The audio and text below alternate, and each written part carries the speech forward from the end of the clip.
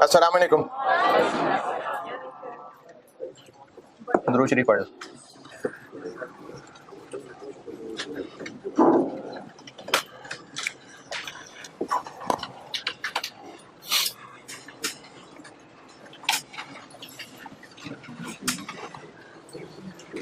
Lecture 40 में से कुछ पूछना है तो पूछे, सिवाय इसके कि दोबारा बता दें। लेक्चर 40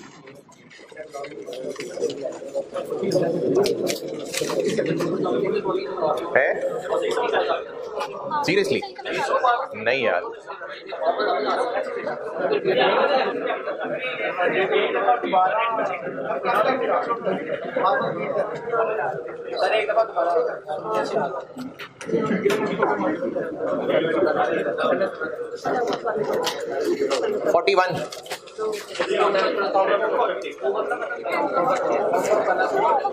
होमवर्क नहीं हुआ, नहीं किया।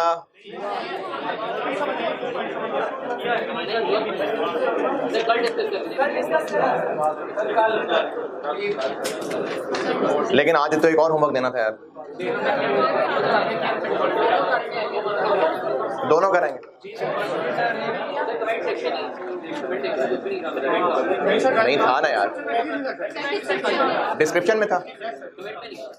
यार चलो थोड़ा सा ऊपर नीचे करके देख लेते। अच्छा अभी फिर 2 सवाल हो गए होमवर्क। ये प्रोसेस कॉस्टिंग अब ये एंड पे है, तो अब ये एंड पे आके मेहनत खराब नहीं करनी यार। ये होमवर्क कर क्या आने। एक स्प्रिंग 10 जो कल वाला होमवर्क था वो BDCD हो गया, वो कल डिस्कस होगा। और एक और होमवर्क अभी क्या मिल गया, बांट दिए सारे। हाँ वो भी बांट दिया। हाँ। अभी आपको दो सॉल्यूशंस मिले हैं, एक स्प्रिंग 10 है और एक ऑटम 21 है। और ऑनलाइन वालों के लिए दोनों PDF मैंने अपलोड किए हुए। इन दोनों में मुझे ICAP के सोल्यूशन से कोई इख्तलाफ नहीं है, सिर्फ वो डिफरेंट फॉर्मेट पे किया हुआ है उन्होंने, तो मैंने इसलिए आपको अपने फॉर्मेट पे सॉल्व करके दिया है। ऑटम 21 ये जो प्रोसेस अकाउंट कल बनाया था ना, इसी के ऊपर था। बस सिर्फ ऑटम 21 में एक अच्छा पॉइंट ये नया था, नया तो खैर नहीं पहले भी कर चुके हैं आप, लेकिन एक डिफरेंट तरीके से था कि opening closing work in process 2 तरह के थे। कुछ यूनिट्स लेट से 60% कंप्लीट थे, कुछ यूनिट 50% कंप्लीट थी। पहले भी हो चुकी है बात कि क्लोजिंग वर्क इन प्रोसेस मुख्तलिफ मशीनों में पड़ा हुआ है। ये पहले ऑटम 11 में हुई है बात। तो इनमें से कुछ हैं जिन पे इंस्पेक्शन पिछले महीने हो चुकी है, कुछ हैं जिन इस महीने होनी है। ये इसमें एक मजे का पॉइंट था। तो ऑटम 21 क्वेश्चन नंबर 4 ये होमवर्क है आपका। नुमान, ऑटम 21 पेपर भी और सोल्यूशन भी, ये भी रखवा दो कॉपी के पास, क्योंकि वो जो आपके पास पूरा वो सेट है उसमें शायद नहीं ऑटम 21 के है। क्वेश्चन है, ठीक है चलें, क्वेश्चन है जी। क्वेश्चन नंबर 4 ये होमवर्क है आज का। ऑटम 21 क्वेश्चन नंबर 4 ये आपका आज का होमवर्क है। और स्प्रिंग 10 चूंकि नहीं किया हुआ काफी सारों ने, तो ये भी कल डिस्कस होगा, लेकिन ये करके आइएगा दोस्तों। एक चीज क्या, एक चीज किधर है, कौन है एक चीज?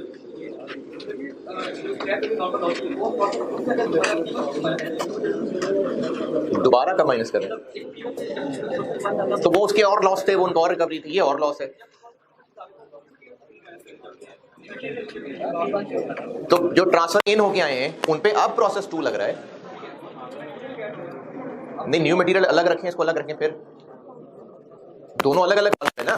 P1 कॉलम अलग है, न्यू मटेरियल कॉलम अलग है। हाँ क्यों ना करें माइनस? अच्छा तो अभी भी ये फिजिकल चीज ही है। अच्छा चलो सारा उसमें से कर दें, तो इसमें से क्यों ना करें बताओ? दोनों में से कर दें, सिर्फ न्यू में से कर दें, P1 में से क्यों ना करें? P1 में से क्यों नहीं करें अगर सारा मटेरियल में से कर देते हैं तो अभी भी वो फिजिकल चीज ही है प्रोसेस 2 में। ठीक है, अब ये 2 फिजिकल चीजें हो गई, ठीक है कर दें, सारा उसी में से कर दें तो फिर P1 में से क्यों नहीं कर रहे होंगे? फिर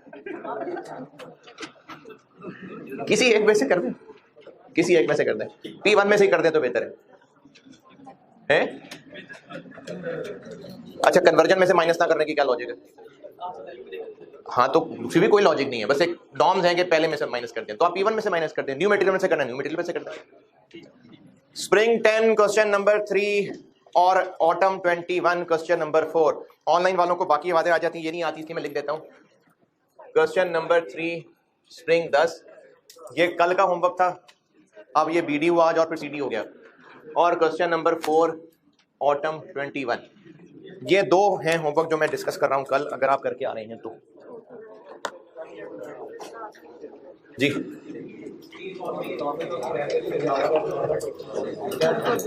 आप मुझे बात नहीं समझ आई? जी जी हाँ हाँ ठीक है। अच्छा बताता हूँ, कल मैंने टी अकाउंट बनाए थे और प्रोसेस अकाउंट पूरा कर दिया था, एबनॉर्मल लॉस अकाउंट भी पूरा कर दिया था, और एंट्री नंबर पहुंच गए थे कहां तक? 10 तक, 10 कर ली थी।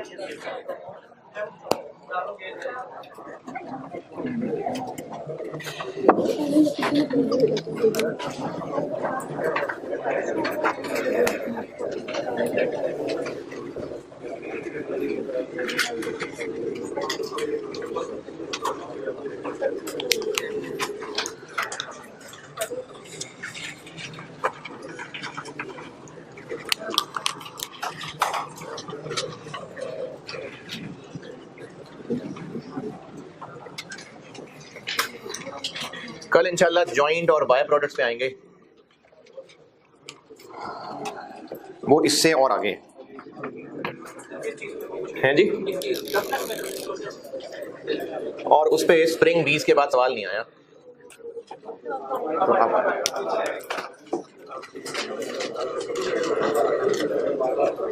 एबनॉर्मल गेन वाला अकाउंट अभी खाली था, अब भरता हूं, और यहां मैंने रख लिया हुआ था नॉर्मल लॉस।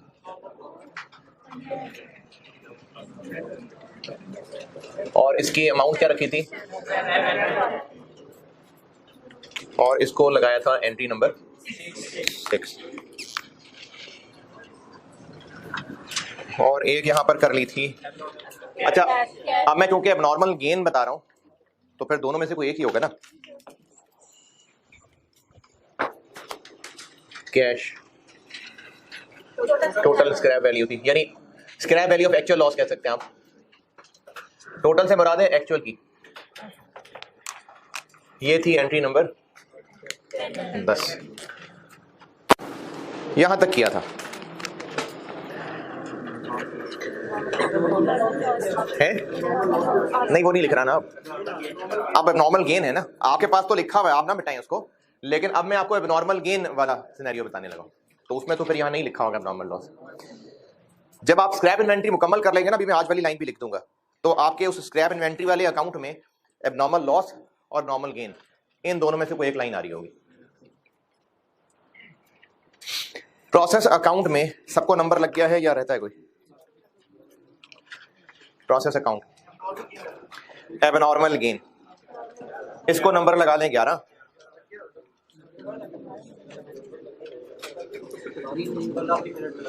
अच्छा, उसके अलावा मैंने आपको ये बता दिया था, आज प्रैक्टिस भी आ जाएगी, कि ये जो फिगर्स हैं ट्रांसफर आउट के सामने, एबनॉर्मल लॉस के सामने, और क्लोजिंग के सामने, और एबनॉर्मल गेन के सामने, ये फिगर्स कैसे बनेंगी?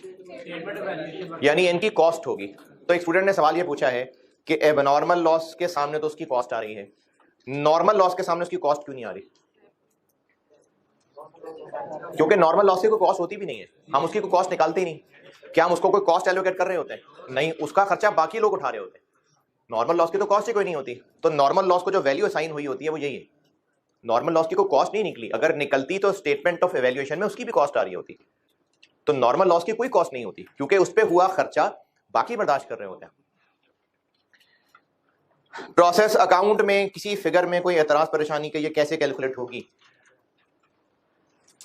नहीं जी, क्यों गिवन नहीं होगी? है नहीं, या तो बस जीरो है? नहीं, अगर डिफेक्टिव यूनिट्स की स्क्रैप वैल्यू नहीं है तो नहीं है, खुद मार्केट में नहीं निकलना रेट पता करने, नहीं है तो नहीं है, जीरो है जी।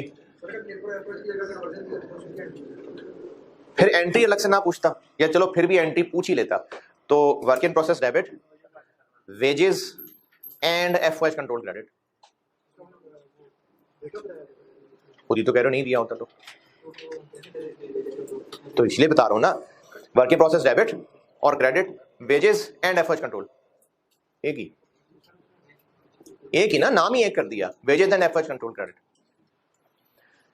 एंट्री नंबर 11 अंग्रेजी लिखें, recording abnormal gain in process account, recording abnormal gain in process account.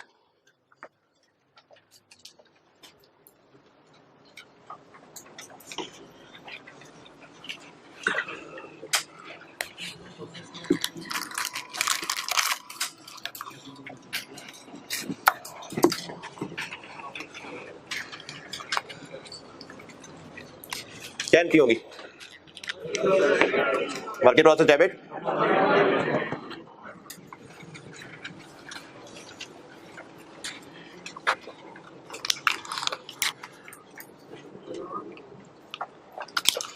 Work in process debit, abnormal gain credit. किस अमाउंट से? एबनॉर्मल गेन की टोटल कॉस्ट है जो स्टेटमेंट ऑफ वेरिएशन से निकली हुई।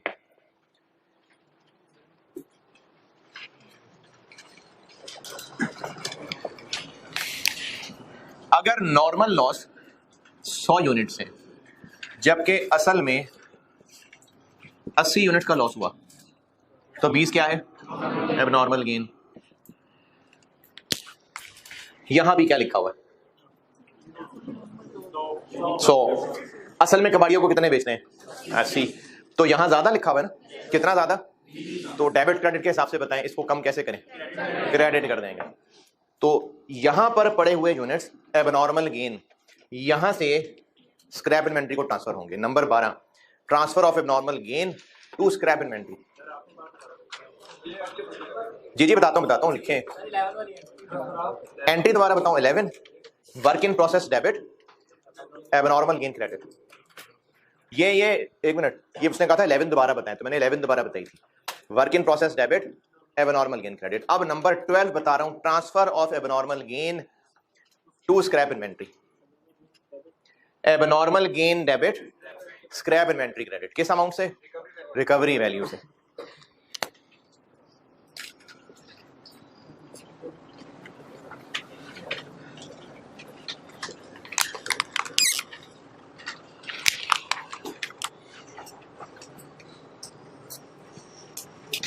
अच्छा, इन केस के किसी को नहीं पता, टी अकाउंट में जब पोस्टिंग होती है ना, तो जिस नाम का टी बना हुआ है, एक अकाउंट का नाम तो ये है, साथ लिखने में जो अंग्रेजी लिखी जा रही होती है, ये दूसरे अकाउंट का नाम भी हो सकता है और इस ट्रांजैक्शन की डिस्क्रिप्शन भी हो सकती है।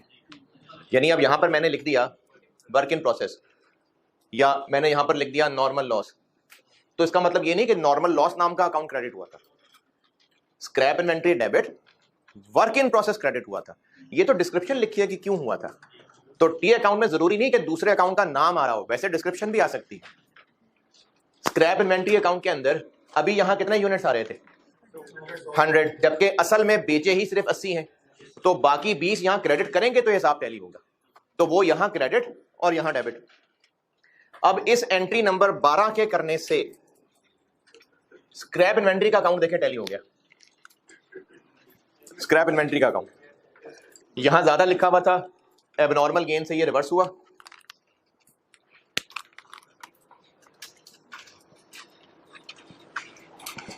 देखें यहां पर 100 यूनिट्स लिखे हुए थे, 20 यहां आ गए, तो बाकी 80 ही है ना जो बिके हैं, ये वो 80।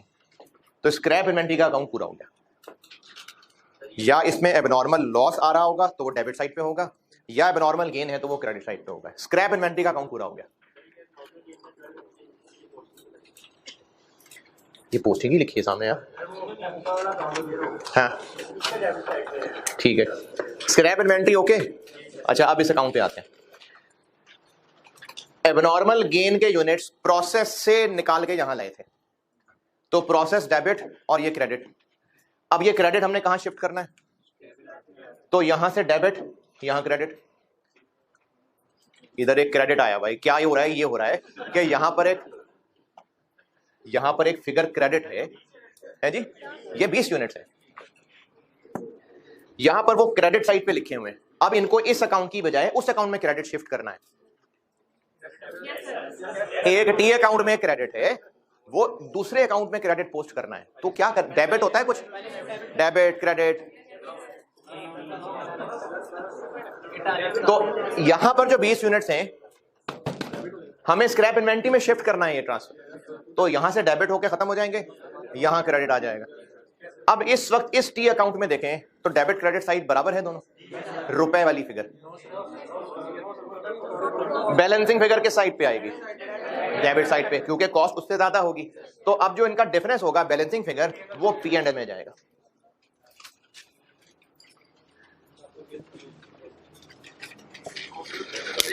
तो वो जो है जी, कॉस्ट तो ज्यादा ही होती है ना, रिकवरी पहले तो थोड़ी सी होती है। अब जब मैंने आपको एबनॉर्मल गेन पढ़ाया था तो वहां पर कुछ लोगों को इख्तलाफ, परेशानी, तकलीफ ये थी कि एबनॉर्मल गेन को इनकम बनाते हुए उसमें से स्क्रैप माइनस क्यों कर रहे हैं? तो वो इसलिए कर रहे हैं, इस साइड पे कॉस्ट है, उस साइड पे स्क्रैप वैल्यू। तो जब इसकी बैलेंसिंग करेंगे तो दोनों नेट ही होंगे ना, कि ऐड हो जाएंगे? नेट होंगे। तो ये वो नेट अमाउंट है जो अदर इनकम में जा रही है। एबनॉर्मल गेन में डेबिट क्रेडिट साइड का जो रिजल्ट है नेट, वो इस साइड पे निकलेगा। ये फिगर है जो पी एंड एल में जाएगी और एंट्री नंबर 13 बन जाएगी, charging abnormal gain to P and L. Entry number 13, charging abnormal gain to P and L. Entry क्या बन जाएगी? Abnormal gain debit, P and L credit. और इस एंट्री की अमाउंट क्या है? एबनॉर्मल गेन की cost net of scrap value. अब ये अकाउंट भी खत्म हो गया।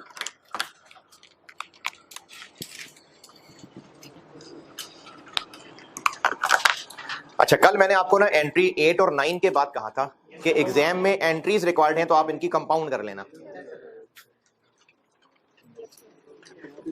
तो यहां पर भी 11 और 12 को नहीं, सॉरी 12 और 13 को हम एग्जाम में कंपाउंड कर लेंगे। अगर डबल एंट्रीज पूछी हैं सवाल में, स्प्रिंग 21 में पूछी हैं, अभी तो टी अकाउंट था, स्प्रिंग 21 में पूछी थी एंट्री से पहले भी। अगर डबल एंट्रीज पूछी हैं सवाल में तो आप ये एंट्री नंबर 12 और 13 को कंपाउंड कर सकते हैं, बल्कि कर लीजिएगा, और एंड रिजल्ट उसका क्या बन जाएगा?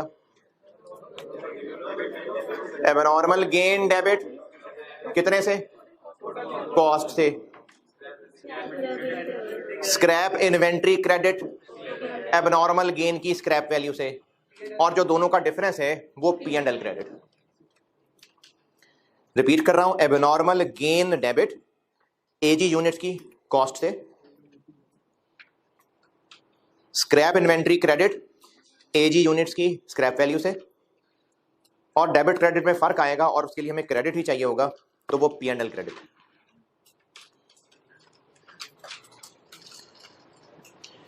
एग्जाम में आप 12-13 को अलग अलग करना चाहें तो कर सकते हैं, कोई मसला नहीं है, लेकिन कंपाउंड कर लें तो अच्छी बात है। तो कंपाउंड होकर शक्ल बन जाएगी abnormal gain debit, scrap inventory credit और पी एंड एल क्रेडिट।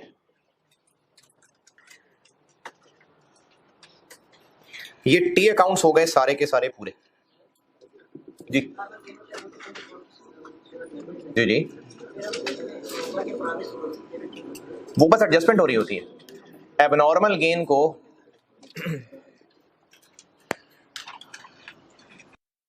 जो एबनॉर्मल गेन करते हैं ना यूनिट्स में, ईपी में एबनॉर्मल गेन का क्या करते थे?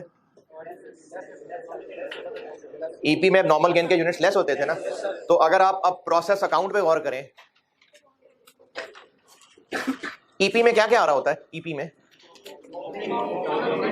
ओपनिंग, वो ओपनिंग और स्टार्टेड कंप्लीटेड तो हम तोड़ रहे होते हैं। तोड़ किसको रहे होते हैं? कंप्लीटेड। तो कंप्लीटेड आ रहा होता है, और क्लोजिंग और एबनॉर्मल लॉस या एबनॉर्मल गेन। तो कंप्लीटेड और क्लोजिंग, एबनॉर्मल गेन इनमें से लेस हो रहा होता है ना। तो अब टी अकाउंट देखें, क्रेडिट साइड पे आ रहे हैं कंप्लीटेड और closing work in process. Closing और कंप्लीटेड प्रोसेस अकाउंट में क्रेडिट साइड पे लिखे हुए, तो एबनॉर्मल गेन के यूनिट्स उसमें से लेस होते हैं, इसलिए डेबिट साइड पे लिखे हुए। तो ये वो उसको डेबिट साइड पे इसलिए लिखा है ताकि वो उनके यूनिट को ऑफसेट कर रहे हो, है जी। इक्विवेलेंट प्रोडक्शन में कंप्लीटेड यूनिट्स होते हैं और क्लोजिंग वर्क इन प्रोसेस के यूनिट्स होते हैं और एबनॉर्मल गेन के यूनिट्स इनमें से लेस हो रहे होते हैं। अब आप अगर वर्क इन प्रोसेस का अकाउंट देखें तो क्रेडिट साइड पे कंप्लीटेड यूनिट्स भी आ रहे हैं, क्लोजिंग वर्क इन प्रोसेस के यूनिट्स भी आ रहे हैं, तो एबनॉर्मल गेन ने इनसे अपोजिट होना था ना, तो इसलिए वो डेबिट साइड पे नजर आ रहे हैं, है जी। कैरेट डाउन और कंप्लीटेड क्रेडिट साइड पे है ना, तो एबनॉर्मल गेन उनमें से माइनस होने वाली चीज थी, इसलिए वो डेबिट साइड पे नजर आ रहा है। अच्छा, इसी तरह से एक और चीज बस टैली करने के लिए बता रहा हूं, न्यूमरेटर में कॉस्ट पर यूनिट के न्यूमरेटर में क्या क्या लिख रहे होते हैं, मटेरियल के खर्चे, कन्वर्जन के खर्चे, ये वही हैं जो इसमें डेबिट साइड पे आ रहे हैं। जो कॉस्ट पर यूनिट के न्यूमरेटर होते हैं ये वही हैं जो यहाँ डेबिट साइड पे आ रहे हैं प्रोसेस अकाउंट में। नॉर्मल की रिकवरी वैल्यू का क्या करते हैं, इनमें से लेस करते हैं ना, इसलिए देखें वो क्रेडिट साइड पे आ रहा है। इसीलिए नॉर्मल लॉस की रिकवरी वैल्यू उस अकाउंट में क्रेडिट साइड पे आ रही है। तो वही काम जो हम प्लस माइनस में कर रहे थे यहां पर वो डेबिट क्रेडिट की शक्ल में हुआ नजर आ रहा है। एमी बेकार बात की थी ऐसी बस। सही, ये अकाउंट्स हो गए मुकम्मल। और ये आपसे पूछे जाएं तो ये आप याद रखिए फॉर्मेट्स इनके। एंट्रीज में अभी और लिखवा रहा हूं जी जी, सर के बाद आगे जी जी।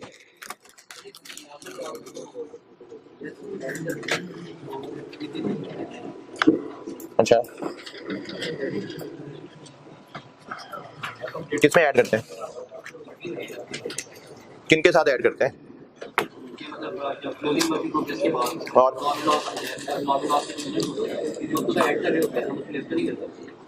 अच्छा किस में ऐड हो रहे होते हैं, हाँ, और क्लोजिंग में, तो इसलिए उन्हीं की साइड पे लिखे हुए।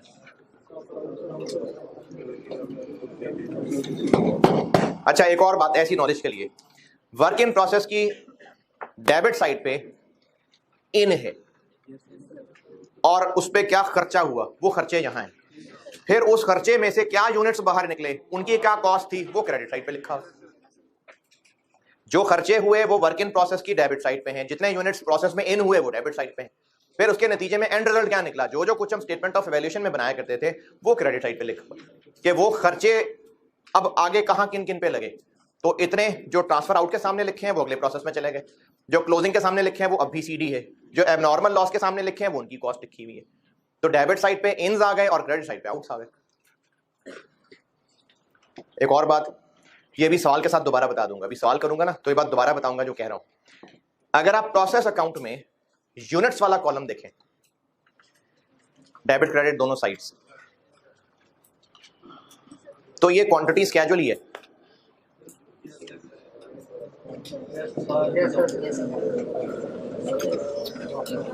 नहीं? तो अब अगर सवाल में प्रोसेस अकाउंट रिक्वायर्ड हुआ और आपकी मर्जी है, आप अगर चाहें तो क्वांटिटी स्केड्यूल बनाना अवॉइड कर सकते हैं, इसी में यूनिट्स तो हमने लिखने ही होंगे, तो यहीं से ही हमें बैलेंसिंग फिगर एबनॉर्मल लॉस पता चल जाया करेगी, वो भी सवाल में करके दिखाता हूं आपको। तो ये जो प्रोसेस अकाउंट में यूनिट्स वाले दोनों कॉलम हैं ये क्वांटिटी स्केड्यूल ही की शक्ल दे रहे हैं। फिर भी अगर आदतन आप क्वांटिटी स्केड्यूल बनाना चाहें बिल्कुल बनाएं, बिल्कुल कोई मसला नहीं है। यहां पे बहरहाल लिखने हैं यूनिट्स, यानी ऐसा नहीं है कि क्वांटिटी स्केड्यूल बना लें तो प्रोसेस अकाउंट में यूनिट्स ना लिखें, नहीं लिखने पड़ेंगे। वैसे कह रहा हूं कि अगर आप क्वांटिटी स्केड्यूल ना बनाना चाहें तो प्रोसेस अकाउंट के इस यूनिट्स वाले कॉलम से काम चल जाएगा। अभी सवाल में चला के दिखाता हूं। एंट्रीज में भी और भी है, नंबर 14 को नहीं कंपाउंड किया मैंने, वो तो वैसे आपको बताया कि 12-13 कंपाउंड कर लें।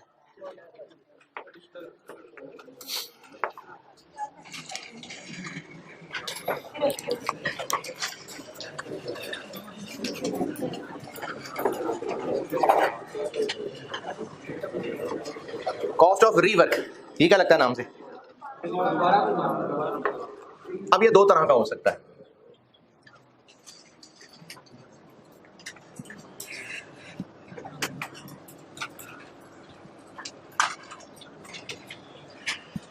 इस चैप्टर में अभी तक नॉर्मल एबनॉर्मल का जो मैं कॉन्सेप्ट चला रहा था वो तादाद के हिसाब से था, जितना लॉस यूनिट्स जितने ज़ाया होने चाहिए थे नॉर्मल, जितना उससे ज़्यादा ज़ाया हो गए एबनॉर्मल। ये नॉर्मल एबनॉर्मल का फर्क सिर्फ क्वांटिटी का फर्क था अभी तक जो पढ़ रहे थे, ये डिफरेंट है। ये वही है जो पहले पढ़ा हुआ कॉन्सेप्ट है। ये रीजन नेचर के हिसाब से, जैसे अगर एक रूटीन प्रोसीजर है, जैसे मैंने कल वो चेयर्स की मिसाल दी थी कि चेयर्स में वो मेटल का पूरा स्ट्रक्चर बनेगा, फिर उस पर आगे कपड़ा फोम चढ़ना होगा। हो सकता है कि वो जो मेटल स्ट्रक्चर पिछले डिपार्टमेंट से आया था उस पर फोम कपड़ा चढ़ाते हुए उस पर जो कील लगने हैं, नट लगने हैं, वो कसते हुए कील लगाते हुए वो जो वेल्ड हुआ हुआ था वो टूट जाए। है क्या ईंटें? ईंटें कहां से आ गई? इसी तरह से जो फोम लगा रहे थे चेयर पे, जो फोम चेयर पे लगा रहे थे, जो कपड़ा लगा रहे थे, काटते हुए वो गलत कट गया तो उसकी शेप खराब हो गई, अब और शीट लगानी पड़ेगी। इसी तरह से जो मेटल स्ट्रक्चर था, मजदूरों की लड़ाई हो गई तो वो चेयर्स भी टूट गई उससे। तो अब ये जो चेयर्स का टूटना, कपड़े का जाया हो जाना, रीवर्क से क्या मुराद है? इसको हम दोबारा कपड़ा लगा के, दोबारा मटेरियल लगा के, दोबारा वेल्डिंग करके ठीक बना सकते हैं। नॉर्मल रीवर्क और एबनॉर्मल रीवर्क, ये नेचर को देख के नॉर्मल एबनॉर्मल की बात हो रही है, यूनिट्स की बात नहीं हो रही। यानी अगर ये प्रोसीजर का नॉर्मल हिस्सा है कि 10-20 शेयर्स में से एक आधी खराब होती है, उस पर दोबारा फॉर्म लगाना पड़ता है, ये नॉर्मल रीवर्क है। और अगर ऐसा नहीं होता, वो लड़ाई की वजह से ऐसी चीजें खराब हो गई हैं, तो ये एबनॉर्मल रीवर्क है। यानी यहां पर नॉर्मल एबनॉर्मल रीजन के हिसाब से बता रहा हूं, क्वांटिटी की बात नहीं हो रही, यहां पर रीजन की बात हो रही। नहीं, रीवर्क हो सकता है, लेकिन वो फोम नहीं फटना चाहिए था, वो कपड़ा नहीं खराब होना चाहिए था, वो वेल्डिंग को लड़ाई में टूटा है सारा।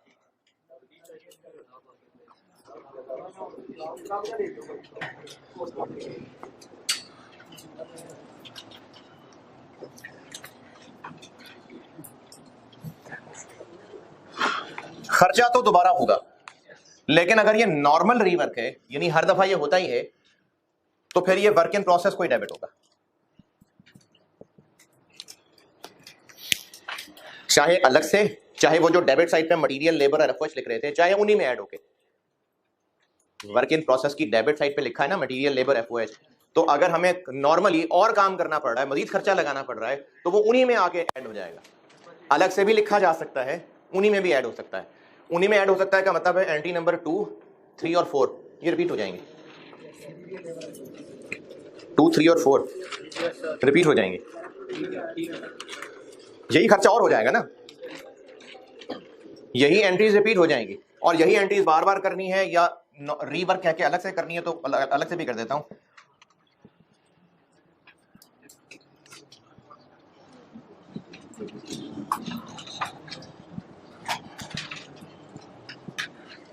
ये हो जाएगा, बाउंड कर दिया। जी जी, नॉर्मल लॉस के अलावा है कि नॉर्मल लॉस में सी नहीं, नॉर्मल लॉस तो गए ना, उनको लॉस ही तब कह रहे हैं अगर वो यूनिट्स गए। अगर रीवर्क कर लिया तो फिर लॉस क्यों कहेंगे उसको? नहीं सही हो सकते उनको नॉर्मल लॉस। हाँ जी, जो यूनिट्स ही गए वो ठीक नहीं हो सकते, तभी तो उनको लॉस कह रहे हैं। अगर रीवर्क कर लिया तो फिर तो यूनिट्स नहीं खराब हुए, बस उन्हीं यूनिट्स की उतनी ही तादाद इनपुट के ऊपर मटेरियल कॉस्ट 2 लाख की बजाय 2,10,000 लग गई।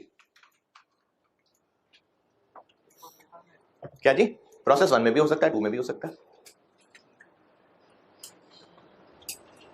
मैंने कहा है कि एंट्री 2, 3 और 4 रिपीट हो जाएगी, मैंने वो अलग अलग करने की बजाय काउंट कर दी, ऐसे भी ठीक है।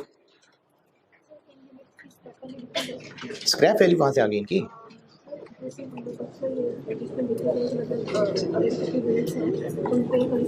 अच्छा, ये रीवर्क का जब वर्ड है ना, तो फिर ये अब बिल्कुल सही वाले हो जाएंगे, रीवर्क कर देंगे हम, इन पे दोबारा खर्चा करेंगे। अब ये सही है, लॉस नहीं है, ये लॉस नहीं है, ये नहीं है लॉस, तभी तो रीवर्क कह रहे हैं, इन पे दोबारा काम कर लेंगे, ठीक हो जाएंगे। तो इसलिए स्क्रैप वैल्यू का तो उस पर काम ही नहीं है। अगर तो नहीं ना, तभी तो उनको रीवर्क कह रहे हैं। अगर डिफेक्टिव के तौर पे लेना होता तो वो तो पहले वो जो कर रहे थे नॉर्मल एबनॉर्मल लॉस वो होता। अगर इनको डिफेक्टिव कह के अलग करना होता तो ये यही तो थे पहले, नॉर्मल एबनॉर्मल लॉस। तो अब अगर ये रीवर्क है तो ये डिफेक्टिव नहीं है, खराब हुए थे दोबारा ठीक कर लिए। और अगर ये रीजन एबनॉर्मल था तो फिर P&L को चार्ज होना चाहिए, तो बस वर्क इन प्रोसेस की जगह P&L आ जाएगा।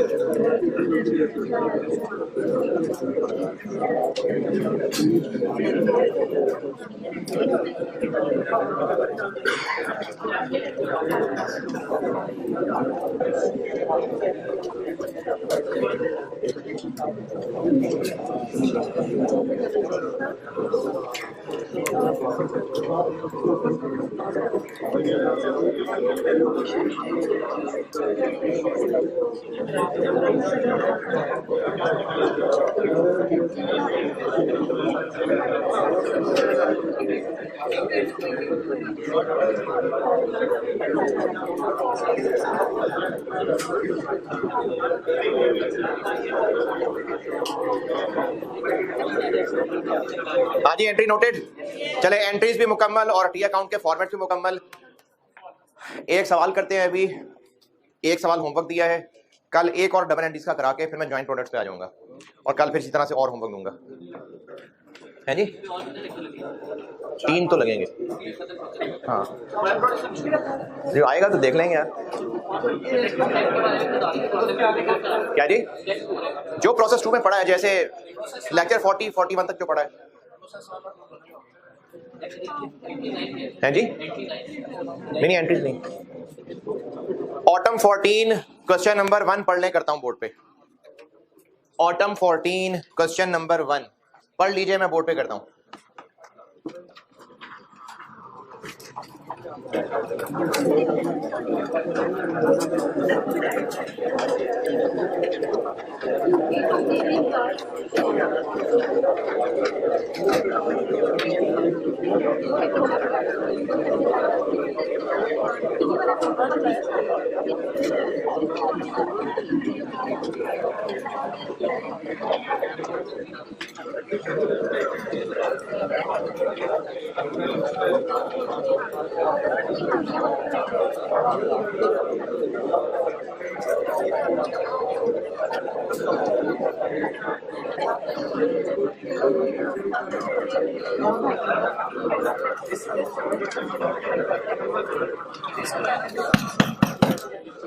पढ़ने को कहा यार, डिस्कस करने को नहीं कहा। क्वेश्चन नंबर 1 ऑटम 2014 पढ़िए, मैं करता हूं बोर्ड पे।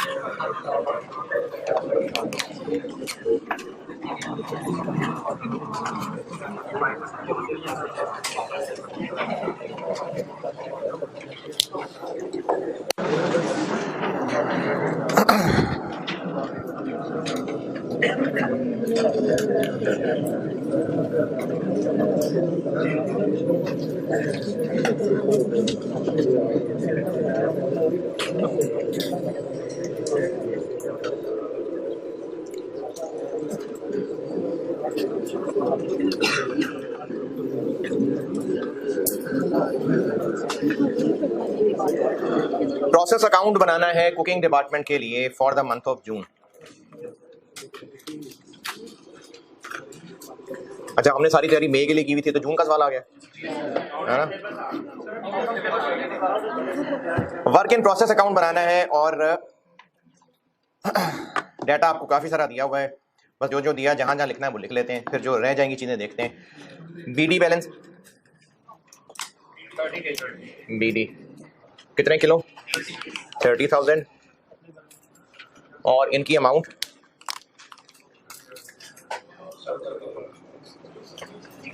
6260 प्लस 12 88 प्लस, बस पक्की बात है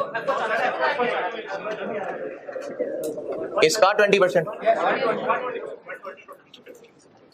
ये पहले भी हो चुका सवालों में कि आपको बीडी में लेबर की फिगर दी हुई है तो उसको खुद बनाना पड़ेगा कन्वर्जन। जी 9094 लेबर दिया हुआ है ना, उस पर खुद ऐड करनी पड़ेगी एफओएच।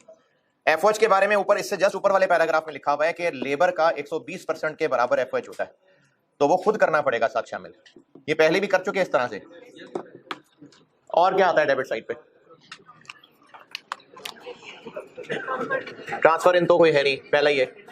मटेरियल अमाउंट कितनी? किलो कितने? 4,20,000। लेबर 20,000। एफओएच जी 24,000। 20,000 का 120%। ये तो सीधा सीधा गिवन है डाटा।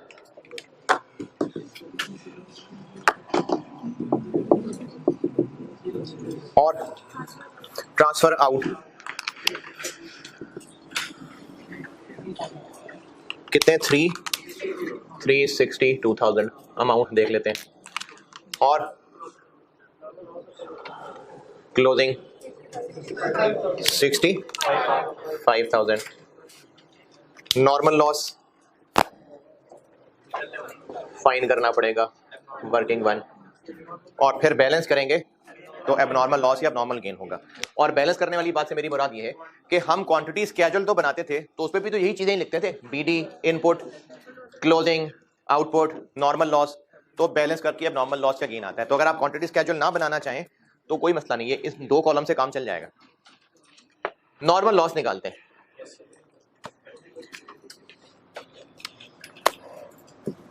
इंस्पेक्टेड यूनिट्स निकालते हैं जी।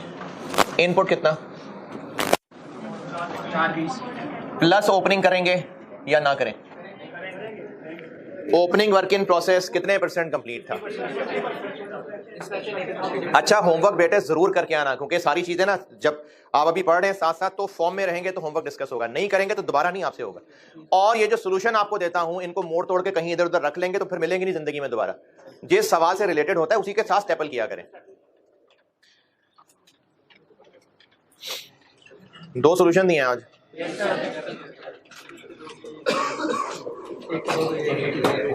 ओपनिंग ऐड करना है कि नहीं?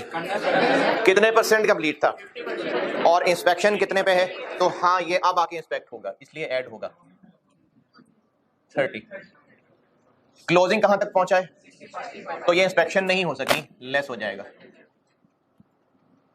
इंस्पेक्टेड यूनिट्स बन जाएंगे 385। और नॉर्मल लॉस कितना है? 5% के 2% के 3%?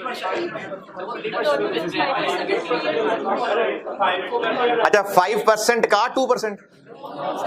ये 5 को सिंपली 2 और 3 में तोड़ के बताया है। और ये दोनों हमें अलग अलग इसलिए चाहिए क्योंकि एक की स्क्रैप वैल्यू है, एक की नहीं है?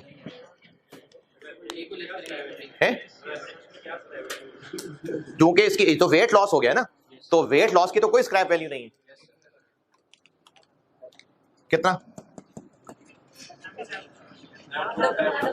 7700 और ये 11, ये नॉर्मल लॉस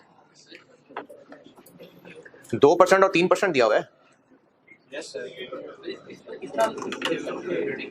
क्या जी? यार अब ऐसे ना करें, इतने दिन हो गए साल करते करते। परसेंटेज ऑफ इनपुट है तो किस पे लगानी है? इंस्पेक्टेड यूनिट्स पे जी।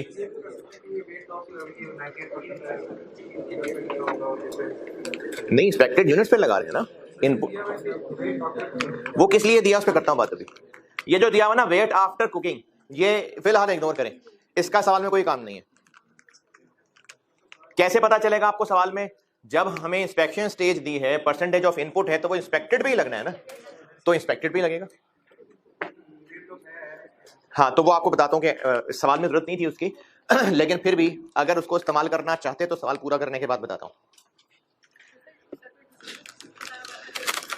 इसको सेपरेट क्यों किया, इसी पे 5 लगा लेते, क्योंकि हमने जब यहां पर लिखना है ना तो आगे स्क्रैप वैल्यू भी लिखनी है, तो सबकी स्क्रैप नहीं है, इसकी तो नहीं है स्क्रैप वैल्यू, इसकी है, इसलिए यूनिट्स अलग अलग निकालें। तो नॉर्मल लॉस हो गए, फिर वेट लॉस और रिजेक्शन। वेट लॉस वाले हो गए 7700 और ये हो गए 11, और इनकी आगे अमाउंट क्या आएगी,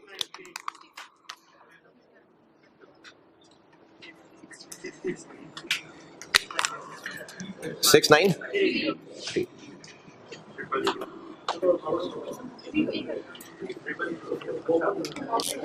693, बस कोई जीरो नहीं, और इसके सामने कुछ भी जीरो नहीं आएगा। अगर दिल कर रहा है तो ये लें।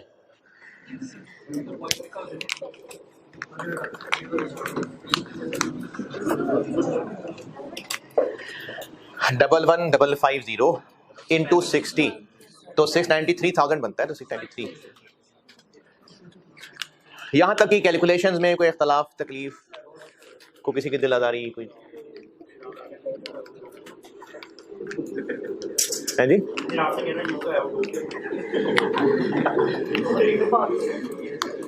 नहीं, डूब के मरना तो मैंने कभी नहीं कहा यार, को पहाड़ से छलांग लगाओ तो।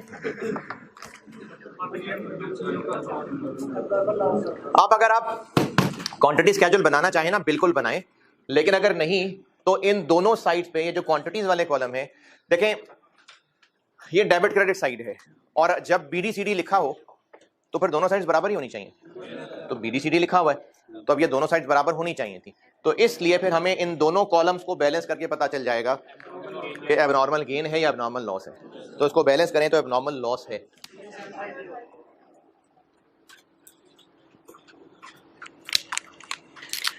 $3750। लेकिन फिर भी अगर आप क्वांटिटी स्केड्यूल बनाना चाहें तो बिल्कुल बनाएं, कोई मसला नहीं।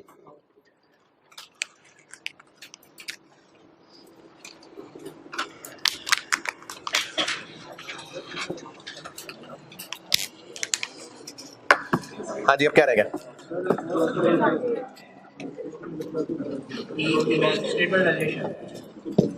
ये तो आपके लिए है, उल्टे हाथ नहीं आती बेचारी। हाँ जी, वो क्या है यार? जी जी, अच्छा ये बाकी भी सुना, अच्छा सवाल है, मैंने तो यहाँ लिखा ही नहीं कि ये वेट लॉस है या रिजेक्शन है। एबनॉर्मल लॉस को मैंने क्यों नहीं ऐसे तोड़ा? तो रिजेक्शन भी हो सकती, तो रिजेक्शन भी हो सकती है। अच्छा मैं कह रहा हूं कि इसमें वेट लॉस भी है, रिजेक्शन भी है, आप बताएं मैंने क्यों नहीं तोड़ा? हाँ जी, नहीं पहले ही कर लिया का तो जवाब नहीं है, नहीं दिल नहीं है, क्यों नहीं तोड़ा मैंने? हमने इनकी लिखनी तो कॉस्ट ही है ना सामने, तो कॉस्ट है, चाहे वो रिजेक्शन है चाहे वो वेट लॉस है, कॉस्ट तो है, तो यहां पर हमने कॉस्ट ही तो लिखनी है। हाँ, अगर इस सवाल में डबल एंट्रीज रिक्वायर्ड होती तो फिर तो हमें उनकी स्क्रैप वैल्यू की भी एंट्री करनी होती, फिर मैं जरूर तोड़ता। और आप इस सवाल को पूरा एक बार अभी कर लेते हैं, फिर मैं ये तोड़ के दिखा भी देता हूं कि कैसे इस सवाल में कैलकुलेट करते। इस रिक्वायरमेंट के मुताबिक तो जरूरत नहीं है, लेकिन अगर वैसे डाटा को सिखाऊं कि इसमें निकालना पड़ता तो कैसे निकालते, वो उसको पूरा करके निकाल देता हूं। करें ना पूरा, करें कैलकुलेट।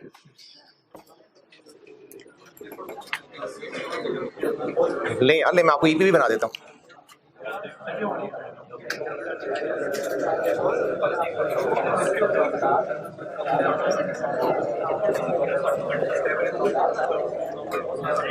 अच्छा, अब आप प्रोसेस 2 कर करके आदत नहीं ना कर ले, ये प्रोसेस 1 है, बस 2 ही कॉलम है।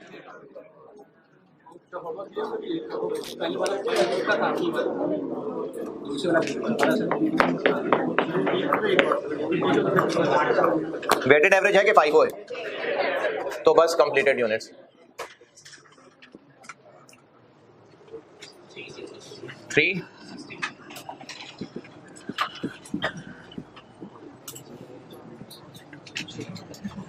Closing work in process 65,000 material के एतबार से मुकम्मल हैं, कन्वर्जन के एतबार से 65 हैं, 65 और 2250 और एबनॉर्मल लॉस मटेरियल के एतबार से पूरे हैं 37 और इनकी स्टेज ऑफ कंप्लीशन कन्वर्जन के लिए क्या हुआ करती है? स्टेज ऑफ इंस्पेक्शन कितनी?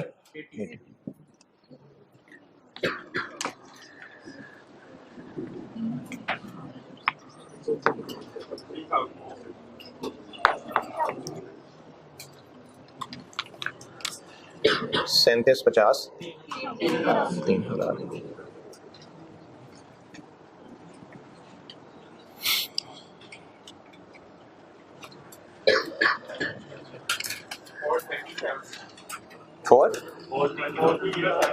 430 750 407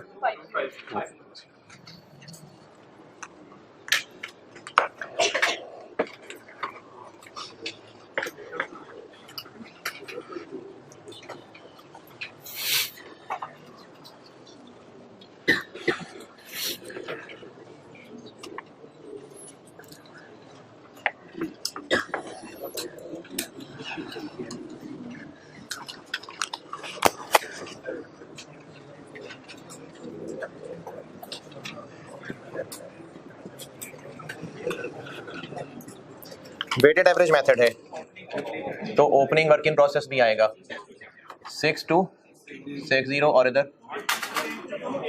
2834। ये कैसे?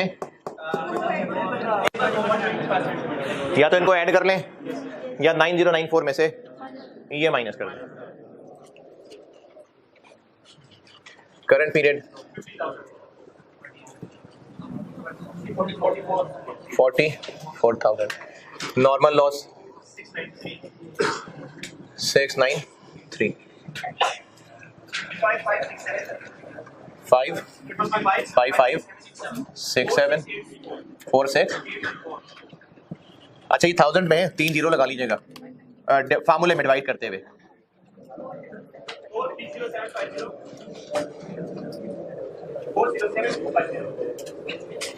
पर यूनिट कॉस्ट या तो इस पे 3 जीरो लगा लीजिएगा या फिर उसको 430.75 कर लीजिएगा।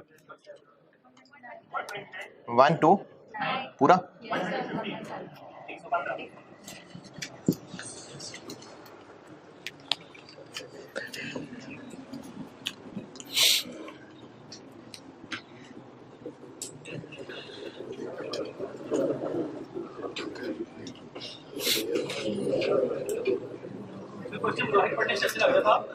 जैसे रेट ऑफ लुकिंग और transfer finish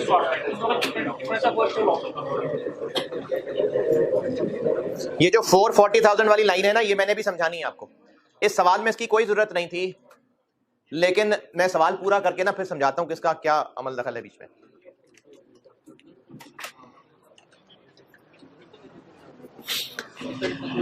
EP cost per unit और स्टेटमेंट ऑफ वैल्यूएशन बनाएं और ये तीनों फिगर्स निकालें। करें आप? जी बनाएं बनाएं।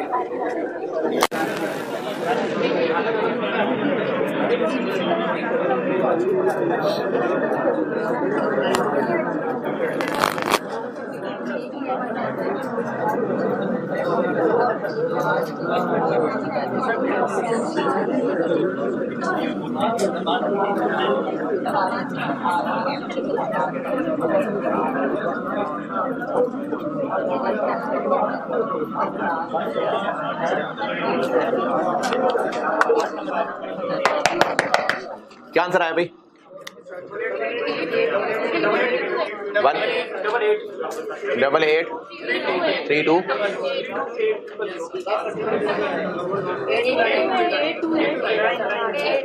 828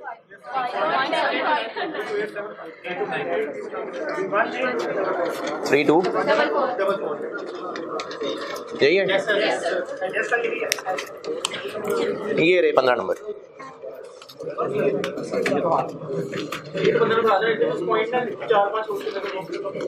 कौन से पॉइंट ने?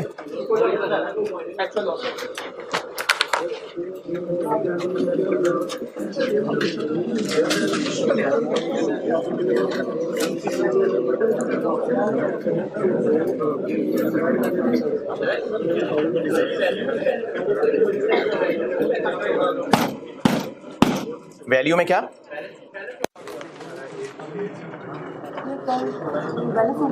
टोटल करके देखें, बैलेंस बैलेंस है। इसलिए बैलेंस है क्योंकि पर यूनिट कॉस्ट पूरी पूरी आ गई। अगर राउंड ऑफ करना पड़ा होता तो थोड़ा बहुत फर्क आ रहा होता, कोई बात नहीं, बैलेंस ही है क्योंकि टी अकाउंट है, बैलेंस है BDCD। ये जो अमाउंट्स वाला कॉलम है ये भी टी अकाउंट है, तो हाँ टोटल टैली ही होगा। अगर थोड़ा बहुत फर्क आ रहा हुआ तो वो इसलिए आ रहा होता है कि per unit cost round of की होती है, लेकिन कोई मसला नहीं है। सही नहीं है जी? अगर पर यूनिट कॉस्ट, हाँ जी, फिर फर्क आ जाता।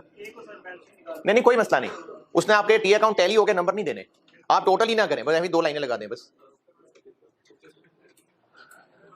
चले नोटेड तो इधर सुने। फिर पहले पैराग्राफ में तो जस्ट बिजनेस की नेचर बताई हुई है जी। हाँ हाँ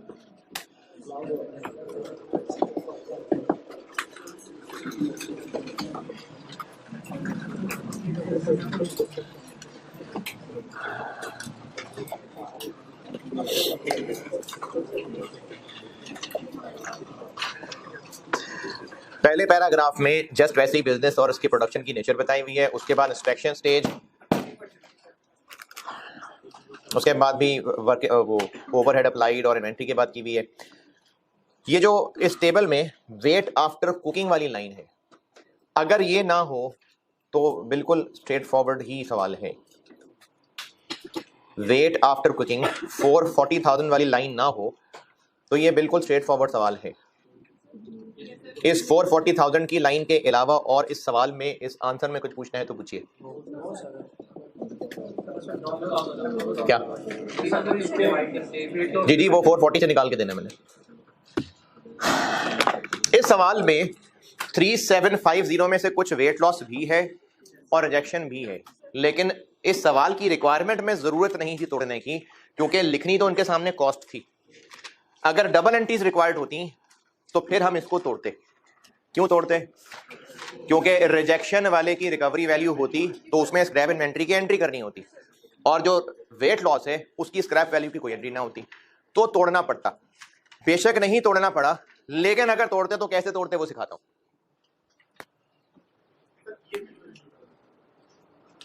यूनिट बिठा दो।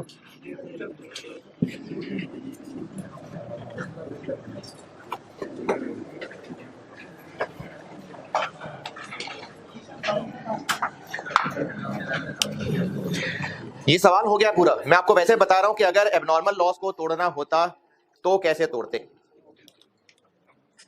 मशीन्स में कितना चिकन है जो कुक होने के लिए इन हुआ है? ये भी तो मशीन में ही है ना।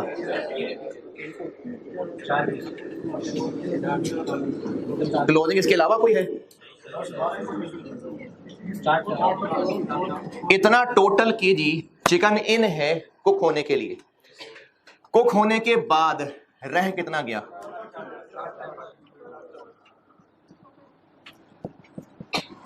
तो बाकी किधर गया? ये वेट लॉस हो गया। एक्चुअल या नॉर्मल? एक्चुअल। इतना एक्चुअली इन है, इतना एक्चुअली वेट रह गया, तो ये एक्चुअल है। ये एक्चुअल वेट लॉस है। इसमें से कितना है नॉर्मल है? इसमें से नॉर्मल कितना है?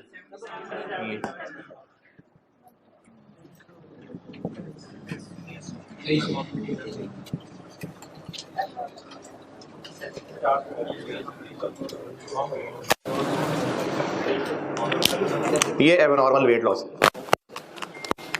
नहीं समझे?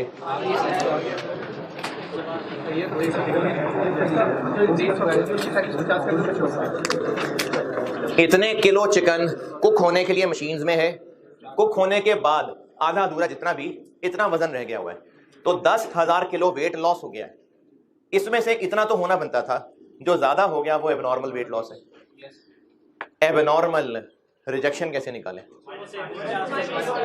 ये टोटल एबनॉर्मल है, इसमें से 2300 माइनस कर दें तो बाकी रिजेक्शन वाला आ जाएगा।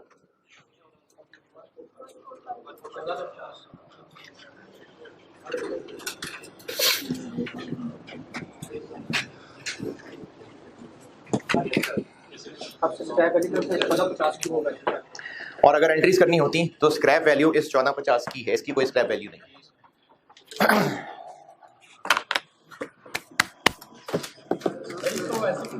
वैसे कैसे?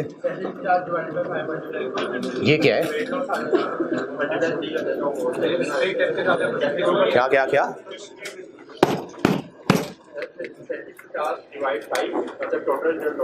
हाँ? अच्छा, यानी आप कह रहे हैं कि इसमें से 2 और 3 की रेशो में ही रिजेक्शन और वेट लॉस होना चाहिए। क्यों? ये तो हमारा अंदाजा था। क्या असल में भी यही हुआ होगा?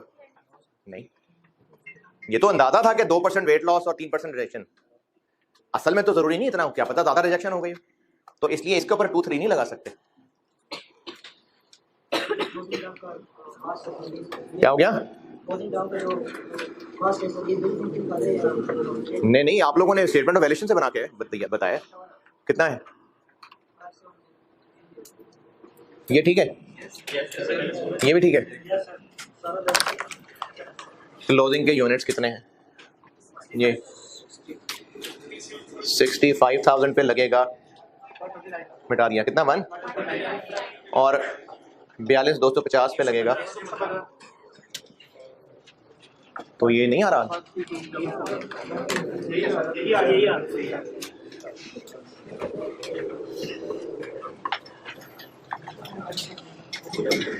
जी डॉक्टर साहब, हाँ जी डॉक्टर साहब, क्या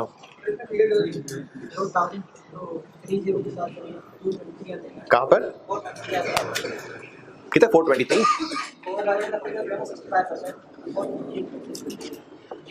ये थाउजेंड्स नहीं है, ये तो पूरे केजीस लिखे हुए हैं, ये तो थाउजेंड्स में। आपने इसको क्या किया है? 423 कैसे आया? 423 तो किसी सूरत नहीं बनता भाई। अरे 1000 में करके भी 423 नहीं बनता है।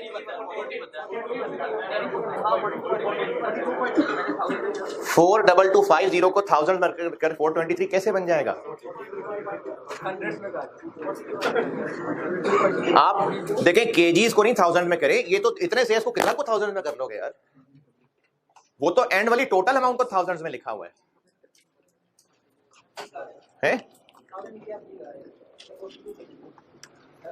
हाँ तो 423 गलत कर रहे थे ना। और इसमें सवाल जी? नहीं नहीं, जो भी कुक हो रहा था अंदर उसका पता। ये लाइन जो लिखी है ना, वेट आफ्टर कुकिंग, ये टेक्निकली इंफॉर्मेशन अजीब सी है। मतलब ये किसका वेट है? जो आउट हो गया उसका वेट है, जो क्लोजिंग है उसका वेट है। ये टेक्निकली लाइन इतनी सूटेबल लाइन नहीं है, लेकिन जबरदस्ती आंसर इसका निकाल दिया आपको, वरना ये लाइन टेक्निकली इतनी अच्छी नहीं लिखी हुई है। किसके वेट की बात हो रही है? तो ये इनकम्प्लीट लाइन है।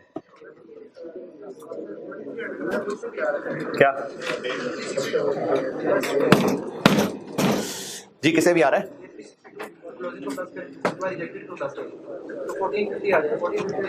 क्या क्या क्या दिस? अच्छा,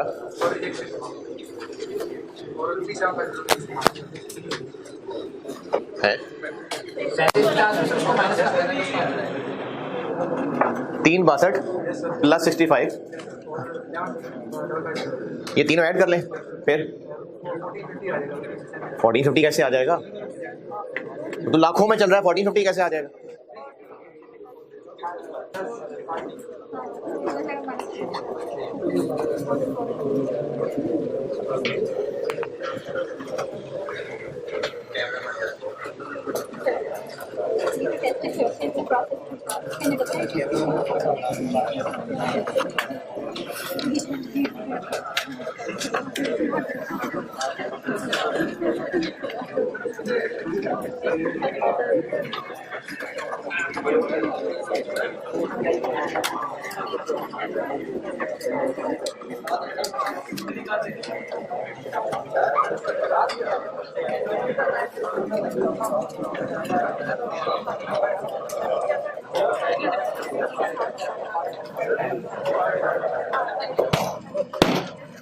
कोई आखिरी बात अगर याद हो किसी को?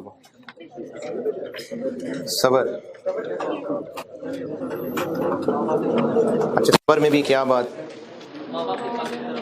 माँ बाप, वो FIR 1 में बताइए। है जी,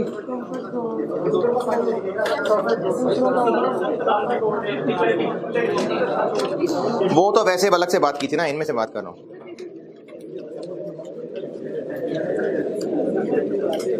मैयत पर रोने वाली बात कर ली थी।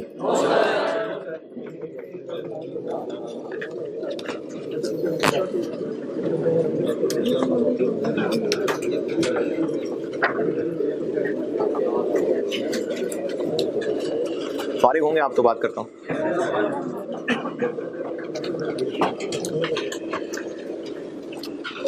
अगर आप में से किसी का कोई करीबी वालिदैन में से कोई या बहन भाई, बाकी रिश्तेदारों से तो उतने नहीं करीबी ताल्लुक होता भी है, तो फिर आप इस चीज़ को शायद एक्सपीरियंस कर चुके हैं।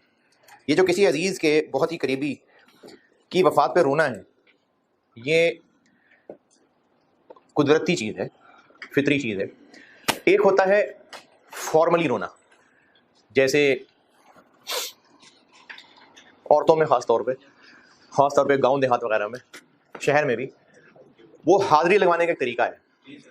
जब जो ज़्यादा रोए, मतलब औरत ने जाके ज़्यादा रोना है ताकि घर वालों को पता चले कि हाँ ये आए थे हमारी फौदगी पे।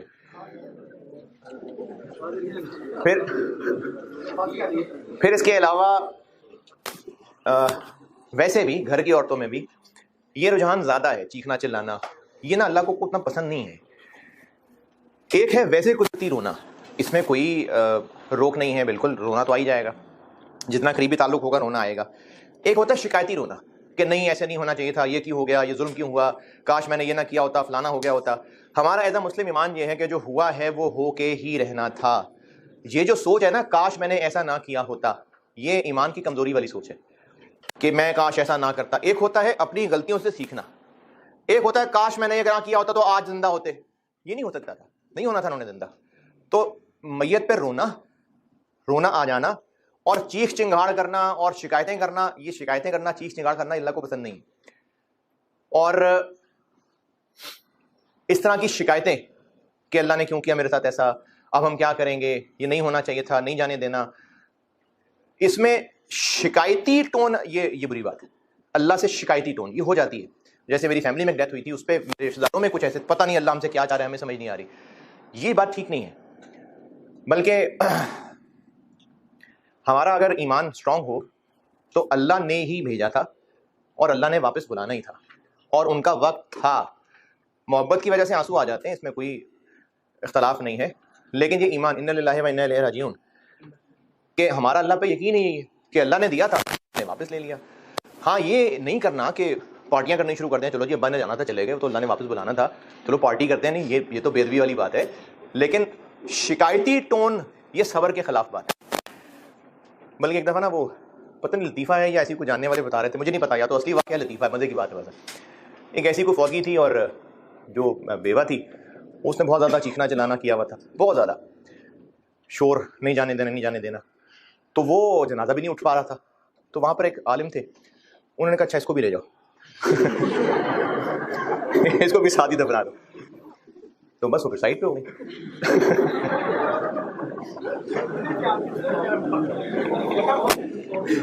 अच्छा, भारत बताइए रहा हूँ कि जो चीखना चिंगाड़ना और शिकायतें हैं ना, ये बिल्कुल पसंद नहीं है। अच्छा, अब इसके लिए अल्लाह ने इनाम क्या दिया है? बुखारी 6424 सैयदना अबू हुरैरा रज़ियल्लाहु अन्हु से रवायत है कि रसूलुल्लाह सल्लल्लाहु अलैहि वसल्लम ने फरमाया, अल्लाह ताला फरमाता है मेरे मोमिन बंदे के लिए, अच्छा मोमिन बंदे के लिए यानी ईमान, क्योंकि ईमान है तो ही इस तरह के जज्बा हो सकता है कि अल्लाह ने भेजा था, अल्लाह ने वापस बुला लिया। मेरे मोमिन बंदे के लिए मेरे पास जन्नत के सिवा कोई जज़ा नहीं कि जब मैं इसका कोई अजीज दुनिया से उठा लूं और वो उस पर सवाब की नीयत से सब्र कर ले। यानी कोई जज़ा नहीं है बट जन्नत, कि अगर मैं इसका कोई अजीज दुनिया से उठा लूं और वो उस पर सवाब की नीयत से सब्र कर ले। कल मुलाकात होगी इंशाअल्लाह।